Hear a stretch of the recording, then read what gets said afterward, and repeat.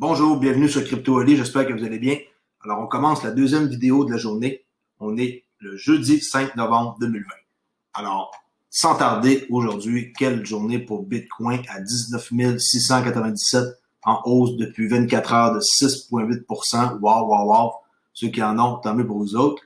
Le XRP, 32 cents 01, légèrement en hausse de 0,2 en 1 heure et depuis 24 heures, 2,6. Ce qui est pas si mal, en train de compenser pour les 7 derniers jours. Capitalisation est en augmentation à 567 milliards de dollars, 5,4%. Le gaz d'Ethereum très bas. En passant, Ethereum, ils ont lancé leur version 2.0. C'est fait. Il est à peu près temps. Tether, 3,87. Ethereum, 10,8. Et toujours très dominant. Bitcoin, 64,3. La heatmap, je voulais vous la montrer, c'est vert. 6,84%, 19 691. Vraiment, là, je pense que le bull run, il est signalé. C'est ce que je peux voir. Fiat Leak, comme d'habitude, 0,2456. Sen US en hausse de 3,15%, 500 000 trades par minute depuis la dernière minute. Excusez-moi, je me suis mal exprimé. Okay. 526, 600 000 trades par minute. On voit qu'il y a beaucoup de XRP qui sont échangés présentement aux États-Unis et en Asie. Alors, on commence immédiatement avec la nouvelle de la journée qui dit que Flare dit que XRP Ledger entrera dans un marché de 10 milliards de dollars avec le lancement et l'intégration des contrats intelligents, nouvelle du 2 novembre. Un cadre supérieur de la start-up crypto et partenaire de Ripple, Flare, a déclaré que XRP Ledger est sur le point de plonger dans un nouveau domaine avec le lancement de l'intégration de contrats intelligents. Dans une nouvelle interview à Tokyo Crypto, le responsable du développement commercial de Flare, Mohamed Tessir, a déclaré que les efforts de l'entreprise pour relier les contrats intelligents et le XRP ouvriraient la porte à un marché de plusieurs milliards de dollars. En parenthèse ici, en cotation, ce qui est très excitant, c'est que cela ouvre de nombreuses possibilités à un grand marché qui se trouve juste là, avec une énorme valeur marchande de 10 milliards de dollars aujourd'hui. Qu'à ce qui rend Flare unique, vous voyez pourquoi que Flare est unique, Tessir explique comment il ajoute une fonctionnalité de contrat intelligent au quatrième plus grand actif cryptographique. Toujours en cotation, Flare est un nouveau réseau. Nous sommes donc le premier réseau FBA, Federate Byzantine Agreement, complet de Turing, et nous utilisons la machine virtuelle Ethereum. Ouais, pour ceux qui ne le savent pas, Flare utilise la machine virtuelle Ethereum pour les contrats intelligents. Ils ont aussi ajouté la machine, comme je viens de dire, virtuelle Ethereum, afin de pouvoir introduire au lancement l'un des protocoles sur lesquels ils ont travaillé avec le FXRP, ou le Flare XRP, en gros. C'est une représentation sans confiance de XRP sur le réseau Flare afin qu'il puisse utiliser des contrats intelligents. Bref, ils vont ajouter essentiellement une fonctionnalité de contrat intelligent qui peut fonctionner avec le XRP. Yes. Et continue ici, faites attention en passant, ici il y a eu encore un vol de 1 150 000 XRP avec le grand livre là, qui est sur la blockchain. C'est une escroquerie de phishing qu'on appelle. Alors, faites attention, commande, là, il faut être vraiment un brillant là-dedans là, pour pas se faire avoir. Parce que les gens qui sont plus ou moins naïfs, puis ils vont croire n'importe quoi, avec une image ou un email. Faites attention, s'il vous plaît. Alors, les équipes de XRP, Xplorer, on appelle là, comme Explorer, là, sont convaincus que les fraudeurs ne pourront pas blanchir du XRP volé. Ça, par exemple, je ne sais pas trop. XRP Explorer, on l'appelle le même. Un explorateur de chaîne de blocs polyvalent de XRP Ledger a signalé une autre vague d'attaques de phishing sur le portefeuille matériel Ledger. Malgré sa apparition il y a seulement 2 semaines, il y a déjà coûté aux détenteurs crédules de XRP plus d'1/4 million de dollars américains. Dans son récent tweet, le compte XRP Forensic, axé sur la diligence raisonnable et l'activité anti-arnaque dans XRPL, a admis que les détenteurs de XRP sont de plus en plus victimes d'une arnaque flagrante.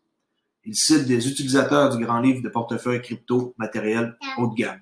Alors ici, on voit une adresse de Ledger et qu'est-ce qu'ils ont fait, c'est assez malin. Les analystes ont partagé une capture d'écran du faux site web Ledger. Normalement, il s'agit d'une ressource à partir de laquelle les utilisateurs téléchargent les mises à jour Ledger Live pour leur gadget. Mais eux, qu'est-ce qu'ils ont fait? C'est qu'ils ont utilisé l'homoglyphe, le E, comme ça, avec un petit truc en dessous du E, là. Je sais pas comment on appelle ça. Je sais pas si c'est la bonne traduction ici. Au lieu d'un E normal dans le nom de domaine du site web. Ainsi, les utilisateurs qui ont tenté de mettre à jour ont été redirigés vers un site web de phishing. En conséquence, leurs clés et leurs fonds étaient en danger. Les analystes exploreurs ont veillé à ce que toutes les pièces volées par les escrocs soient suivies par leurs outils automatisés. Puis, ici, en cotation, on voit qu'ils disent qu'ils vont suivre l'argent. Mais écoutez, un coup que c'est volé, même si on sait après quel genre de transaction qu'ils vont faire, je trouve que c'est compliqué de retrouver les fonds, là. En tout cas, j'espère que pour eux autres, ils vont retrouver leur argent. C'est très dommage. Ici, c'est quelqu'un qui m'a envoyé ça là, dans mes commentaires en quoi que il va y avoir le Méridien 2020 du 16 au 20 novembre, connexion mondiale pour résoudre les défis du monde réel. Vision, c'est Stellar, là, dans le fond, qui fournit un accès équitable au système financier. Pour faire de cet objectif une réalité, ils vont devoir créer des connexions mondiales et résoudre des défis dans le monde réel d'aujourd'hui. Meridian 2020 propose des conférenciers et des contenus attrayants de l'intérieur et de l'extérieur de la communauté stellar, explorant des sujets tels que l'interopérabilité, la liquidité politique. Cette conférence-là, blockchain, naturellement, est gratuite et virtuelle pour tout le monde. Et les grandes vedettes qui sont Keith Red Hoffman, ici un cofondateur de LinkedIn, présidente Ellen Johnson Sirleaf, la première femme élue en Afrique et lauréate du prix Nobel de la paix. Monsieur Tim Berners-Lee, l'inventeur du World Wide Web, www. Jim Kong Kim, vice-président et associé chez Global Infrastructure Partenaire. Je ne sais pas c'est qui, la Banque mondiale, je ne connais pas. Sheila Warren, elle qui est connue, responsable de la blockchain et de la monnaie numérique du Forum économique mondial pour la 4e révolution industrielle, vraiment intéressante. Et Danielle Dixon, la PDG et directrice exécutive chez Stellar. Et il y a aussi tout un autre panoplie là, de gens qui vont être là comme par exemple, ça dure comme 4 jours, alors tout ce beau monde-là, 16 novembre, 17, 18, 19, allez voir, il y a bien du monde là-dedans qui sont intéressants à voir. Alors c'est sûr que je vais aller voir quand je vais avoir du temps, c'est sûr. Ici, un autre tweet avec Yann Cassel qui dit que les gens qui ont une dette quand ils vont à l'école, université de 100 000, dans le fond, c'est spécial parce qu'ils vont jamais investir 5 000 dans une action parce que c'est trop risqué, mais ils vont risquer de s'endetter de 100 000 $ à l'université sans savoir s'ils vont aimer le cours qu'ils font ou quelque chose comme ça. Alors, je trouve ça intéressant de marquer, de prendre en note ce titre-là. Le Daily Ode, maturation massive du marché de la cryptographie en cours, déclare Matt Hougan, le CEO de Bitwise. Le directeur des investissements de l'un des plus grands gestionnaires d'actifs cryptographiques au monde dit que les grosses perruques ont officiellement accepté la crypto-monnaie. Drôle de traduction. Je suis pas sûr que c'est comme ça qu'on appelle ça, là. On va laisser passer le mot-là, là. Ont officiellement accepté la crypto-monnaie comme un actif valide. Je pense qu'ils parlent des grosses perruques pour les gens qui sont vieux là, dans le domaine de la finance, là, les banques. Alors, ils ont officiellement accepté la crypto-monnaie comme un actif valide à allouer et qu'elle est sur le point de faire boule de neige. Dans une interview avec Laura Shin sur le podcast non confirmé, Matt Hougan de Bitwise Asset Management souligne qu'une maturation massive se produit alors que le hedge fund et les conseillers financiers s'intéressent sérieusement au marché de la cryptographie. En cotation, il dit que vous assistez simplement à une maturation massive du marché de la cryptographie. Il est désormais acceptable pour les investisseurs institutionnels et professionnels d'allouer. Et cela est motivé par des améliorations en matière de conservation, des améliorations dans le commerce, la réglementation, preuve de développement de concepts et le DeFi là, qui est vraiment populaire là, en date encore depuis juillet, là, qui est DeFi Finance décentralisé. Ça, c'est à suivre. Je suis pas encore investi là-dedans, mais je suis en train de regarder c'est quoi la meilleure opportunité. S'il y en a qui veulent m'informer plus sur le DeFi, s'il vous plaît, faites-moi signe. Donc, c'est le marché idéal pour les personnes à louer. Okay? Vous avez ces quelques gros catalyseurs et ils pensent qu'on est en première manche de ce qui se passe et que ça va faire boule de neige. Ougan note également que la base de clients Bitwise a subi une transformation significative en l'espace de 3 ans. Et là, on peut aller voir l'entrevue, mais moi, c'est pas cette entrevue-là que je vais vous montrer. Marqué ici, Bitwise est comme le S&P 500 pour la cryptographie, pionnier dans la gestion des actifs cryptographiques. Il y a un seul hic là-dedans que j'ai pas aimé, c'est qu'ils obligent à avoir minimum 25 000 à investir, là, chose que ben du monde n'ont pas, là. Montant que ben du monde n'ont pas. Alors, ici, on peut le voir, là, qu'est-ce qu'il dit dans l'entrevue. On va écouter à l'instant. Good morning and welcome to NASDAQ Trade Talks. I'm your host, Jill Malandrino, Global Markets Reporter at NASDAQ. Joining me at MarketSite is Matt Hogan, who's the Global Head of Research for Bitwise Asset Management. We also have Irv Rosenzweig, who's the President and Chief Investment Officer over at RZ Wealth. We're going to focus on the case for diversification within crypto assets. Matt, Irv, thank you very much for joining me, as always, at MarketSite. Matt, I want to kick it off with you. Tell us about Bitwise, what its goals are, and what the whole 10 private index. On va essayer de grossir l'écran pour voir si ça va être mieux. Comme ça, pour que vous puissiez lire en français, au moins. Sure, great. Appreciate the chance to be on. Bitwise is a specialist crypto asset manager that launched the world's first crypto index fund. So instead of just getting exposure to Bitcoin or Ethereum, we give investors exposure to the top 10 crypto assets. That captures about 85% of all the market capitalization. An easy way to think of it is like the S&P 500 for crypto. We think crypto is early. This is a way to make sure you benefit if crypto as an industry grows, and it's available to accredited investors today. So what? OK. C'était pour vous montrer à quoi ça ressemble. Alors, comme j'ai dit, qu'est-ce que j'ai pas aimé, c'est le fait que, je sais pas où l'endroit, est-ce qu'on voyait 25 000 $. J'ai dû perdre l'endroit. Le fonds d'investissement. Ici, je pensais l'avoir mis de côté juste un instant. Bon, apparemment, je l'avais enlevé. Pas grave. Fonds d'investissement. Bitwise 10. Crypto Index. Je pensais que c'était ça. Attendez un instant.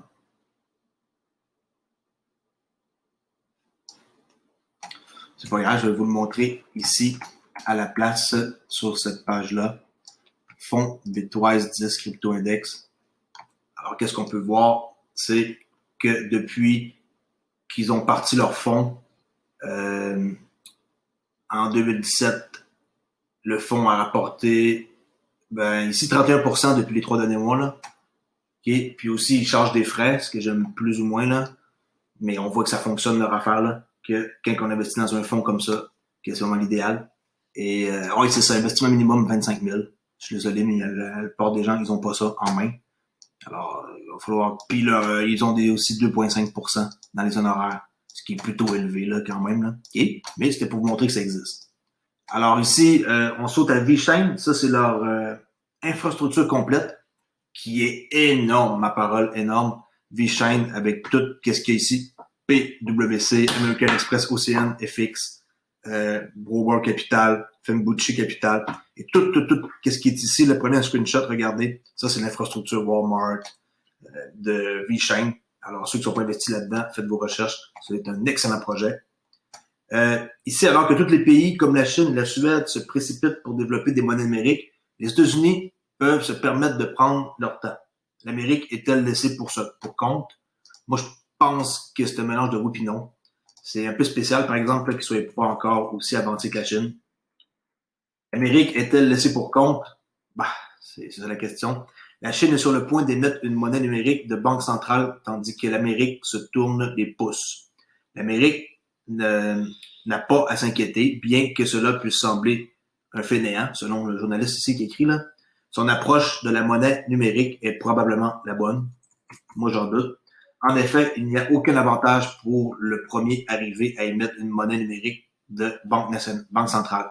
J'ai pas dit que les États-Unis fallait que ce soit les premiers à émettre leur monnaie numérique, mais ils devaient être dans les top 5, ça c'est sûr, là.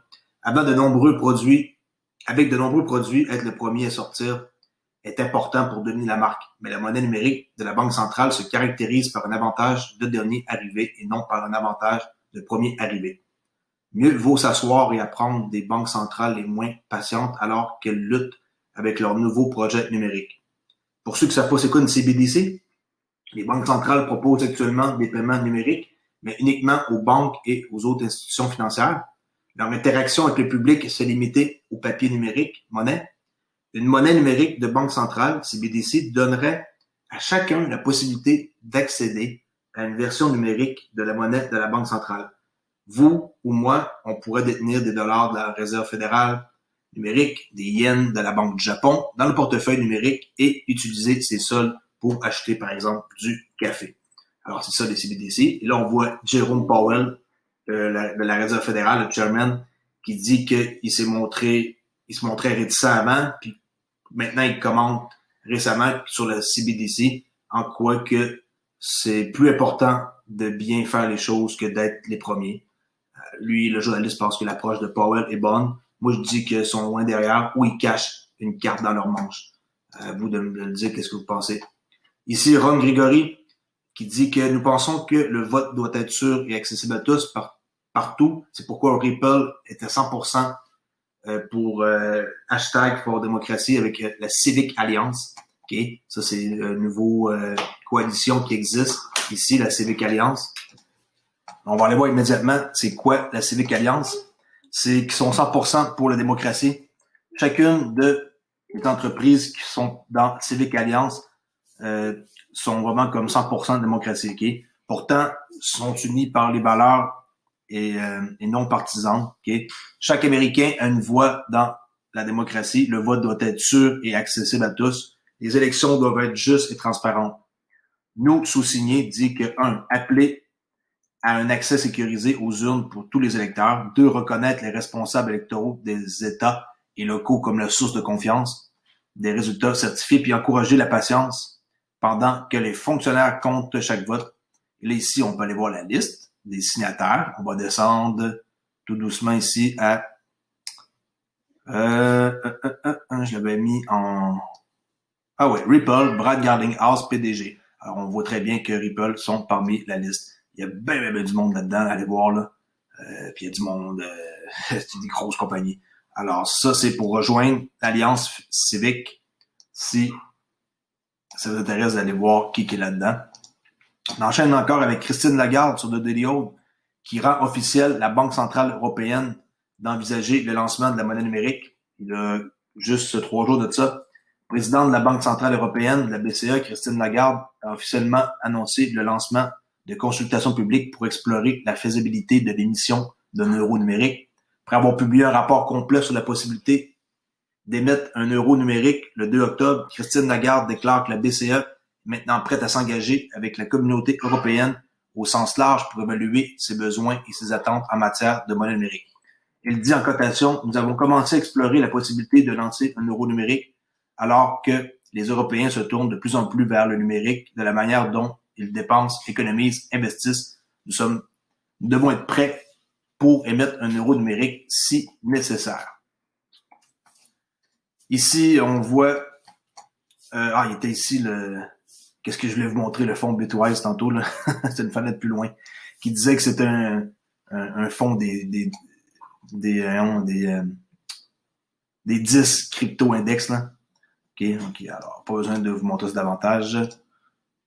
J'avais juste mis la mauvaise fenêtre à la mauvaise place. Ceux qui veulent investir dans un fonds, je conseille beaucoup plus de faire affaire avec Grayscale. Eux aussi, ils demandent d'avoir un certain revenu annuel par mois. Mais comme par exemple, moi, avec ma banque, j'ai regardé et que je suis capable d'acheter un fonds d'investissement Grayscale. Vous avez des actifs uniques, comme par exemple un fonds Bitcoin Cash, un fonds Ethereum classique, Horizon, Litecoin, Stellar, Grayscale ou Zcash, ou diversifier. Qu'est-ce que je conseille? Un fonds diversifié, ça c'est le top, parce qu'avec ça, vous êtes en mesure de pouvoir avoir un fonds qui comprend 5 monnaies dedans. Bitcoin à 81,1%, Ethereum à 13,3%, XRP 3,2%, c'est pas beaucoup, mais quand même, on est là-dedans. Bitcoin Cash 1,4%, Litecoin 1%, et présentement, c'est à 15$, très bon prix d'entrée encore. Moi j'en ai acheté de ça. Alors, je dis pas que vous devez en acheter, mais c'est une bonne affaire. Puis ici, moi, je les ai pognés à peu près à 12$, là. Puis là, ils sont rendus à 15$, mais ils ont droppé, il y a pas longtemps, vraiment un bon prix, 10$. Alors, checkez avec votre banque si vous voulez investir comme dans le style S&P 500, mais dans la crypto. Ben, vous pouvez faire affaire avec eux. Et Grayscale sont le plus gros acheteur de Bitcoin au monde. Ils possèdent quasiment 3% des bitcoins de toute la planète. Leur somme, c'est astronomique. Là. Je pense que j'ai un article qui va vous le montrer comment ils en possèdent. Là. Et leur fonds, à ce jour, a accumulé 91, c'est l'instant, ici, ça, en vert, comme ça, market price share. Prix du marché, ouais. C'est ça. 164% de profit. Okay? C'est sûr que depuis 3 mois, on est en baisse, là. Mais vraiment intéressant de voir. Puis depuis sa création, ici, il y a le fonds d'actifs numériques, légèrement en baisse. Puis ici, 15$ avec un changement du jour de 2,24. Et ça, j'étais pas au courant, là. Ils mettent quand même pas mal leur accès sur 81%, c'est pas mal, là, de Bitcoin, là. C'est-à-dire que c'est vraiment le meneur dans toute la gang, là. J'aurais plus pensé 50%, les 80%, c'est pas mal. Alors, c'est la composition du fonds numérique à grande capitalisation. Puis ce fonds-là, il s'appelle le GC... attendez, c'est le GCL... C'est quoi le nom? C'est pas un nom particulier, là. GCL... J'ai un petit instant. Je vais vous le dire à l'instant. Je vais regarder sur mon téléphone, là, parce qu'ici, c'est traduit en français. Ah non, OK. GC... Non, c'est pas ça non plus. Attendez, je vais vous le dire. OK, c'est le GDLC, le nom, là. Grayscale Digital Large Cap Fund. LLC, OK? Le Grayscale Digital Large Cap Fund, GDLC. Lui, il est rendu à 16,23$. Alors, il a augmenté. Ici, d'après moi, si je fais un refresh, il va tomber à 16$, là. Mais je viens de voir que sur mon téléphone, dans mon application, que c'est rendu à 16,23$. C'est sûr, le Bitcoin est en feu, alors c'est normal que ça monte, là, étant donné qu'ils mettent 81% dans leur fonds de Bitcoin. Alors ici, on passe avec le président de Mastercard qui déclare que les brevets cryptographiques porteront leurs fruits lorsque les devises numériques de la Banque centrale arriveront. Le président de Mastercard, Michael Miebach, déclaré que le trésor massif de brevets des crypto-monnaies du processeur de paiement lui donnerait un avantage une fois que les monnaies numériques de la Banque centrale CBDC feront leur début. OK? Alors, vous pouvez voir, là, c'est pas n'importe qui non plus qui parle. Le président de Mastercard, il faut le prendre au sérieux. Ici, les banques américaines qui explorent l'opportunité de prendre en charge les actifs Bitcoin et crypto, déclare le principal régulateur 31 octobre, la journée d'Halloween. Le contrôleur par intérim de la monnaie, Brian Brooks, pour ceux qui ne savent pas encore c'est qui, je me répète, il y a des nouveaux sur la chaîne, c'est lui qui contrôle la monnaie aux États-Unis numérique, toute numérique, pas juste la monnaie numérique, là, a déclaré, contrôleur de la monnaie, a déclaré que les institutions bancaires américaines recherchent des moyens de prendre en charge les actifs cryptographiques pour la clientèle intéressée. Dans une interview avec Laura Shin, animatrice du podcast Unchained, Brooks partage ses idées sur la manière dont les banques américaines ont commencé à explorer les voies vers l'adoption de la cryptographie à la suite de la décision du bureau du contrôleur de la monnaie, l'OCC, d'accorder aux banques le droit de conserver de la crypto, c'est ça, là. Quand ils vont savoir comment faire, puis avec qui ça va décoller, puis tout le monde va en posséder, puis toutes les banques vont vous en offrir, même les banques au coin de chez vous. La lettre de l'OCC accordant aux banques le droit de garder les actifs dans un endroit sûr a été publiée en juillet, la lettre précisant que les institutions bancaires devraient être en mesure de protéger les actifs les plus précieux aux clients. Si les gens ne se sentent pas en sécurité, ils vont pas acheter de Bitcoin ou peu importe quelle monnaie, qui aujourd'hui, pour beaucoup, influe les crypto-monnaies. OK? Et là, on a fini pour aujourd'hui, OK? Je fais ça, j'ai eu beaucoup de contenu en peu de temps. Demain, je vais vous parler du rapport sur les marchés, le rapport d'XRP du 3e trimestre 2020. Là-dedans, il y a une tonne d'informations, là. Peut-être que demain matin, ça va être ça ma vidéo, là. J'ai fini de faire mon soulignage puis tout. Je vais vous parler de ça demain, c'est clair. Alors, on peut aller voir avant de finir le prix du XRP encore et du Bitcoin, parce que c'est ça qui nous intéresse. Vu que ma chaîne, c'est ça, XRP, 2,59% de profit en 31,98 et Bitcoin qui est vraiment en feu avec 7,75%. Bravo à ceux qui en ont. C'est le début du bull run, j'en suis sûr. Ça ressemble pas mal à ça. Alors, pour les marchés, ici, le Dow Jones aujourd'hui, ça c'est daily, les chandelles. Il y avait une trade à prendre hier. Alors, pour ceux qui ont pris une trade hier, ben, c'était valide pour environ 600 points. Alors, bravo. OK. Alors, on met fin à cette vidéo. J'espère que vous avez aimé mon contenu aujourd'hui et avec la nouvelle façon que je procède le matin de faire une courte vidéo en bas de 10 minutes sur un sujet chaud que je vais choisir à chaque matin. Merci beaucoup. Bonne fin de journée. Au revoir.